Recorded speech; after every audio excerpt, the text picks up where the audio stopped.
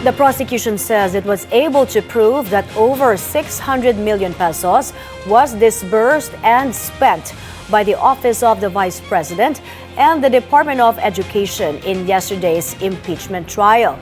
Nasa linya si Isaiah Mirafuentes para sa detalye. Isaiah, I guess ang pinupunto dito ng prosecution ay ang paggastos sa pera ng bayan, confidential man o hindi, ay dapat may rhyme and reason kung paano ito ginastos o saan ginamit, ano? Yes, dalawang mga opisyal ng Land Bank ang unang mga naging testigo ng House Prosecution Panel sa pagsisimulayan ng pagtalakay sa impeachment court kaugnay sa misuse of confidential funds. Sa isinagawang press con kanina, sinabi ni House Trial Spokesperson at Lanao del Sur Representative Z. Alonto Adjong na sa unang mga testigo raw ay napatunayan na may mga na-in-cash na pera ang Office of the Vice President at Department of Education sa pamumuno ng BICE. Tinatayang aabot ito sa 612.5 million pesos ang kabuang halaga ng confidential funds. Ayon pa kay Adjong, mas magiging kaabang-abang ang mga susunod na kaganapan sa impeachment. Ano niya? Isang money trail ang ipapakita ng prosekusyon at malalaman ng taong bayan this week kung paano nagastos ang confidential funds. Inaasahan niya na 2 empleyado ng Commission on Audit ang mga susunod na ihaharap ng prosekusyon. Sinabi naman ni House Prosecutor at Bicol Saro Representative Terry Ridon na ang mga confidential funds na ito ay nagasta raw sa non-confidential expenses. At kapuna-punang araw May, ang mga pirma na nakasulat dito ay tila nanggaling lang daw sa iisang grupo. May. Isaiah, anong ang masasabi ng prosecution doon sa sinabi ni Senator Ping Lacson kahapon that there needs to be a witness who's competent to discuss confidential funds at kung paano ito ginagamit?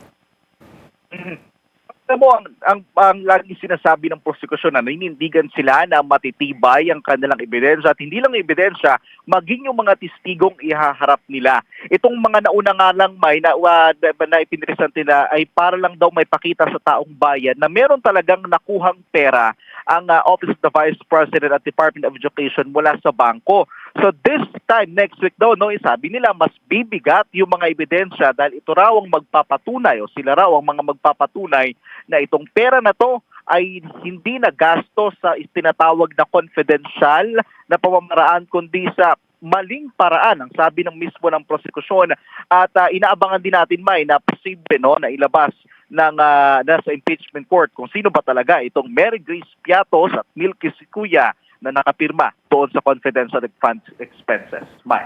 Maraming salamat, Isaiah Mirafuentes, nag-uulat. A private prosecutor in VP Sara Duterte's impeachment trial stresses the need for accountability and explanation on the use of public funds.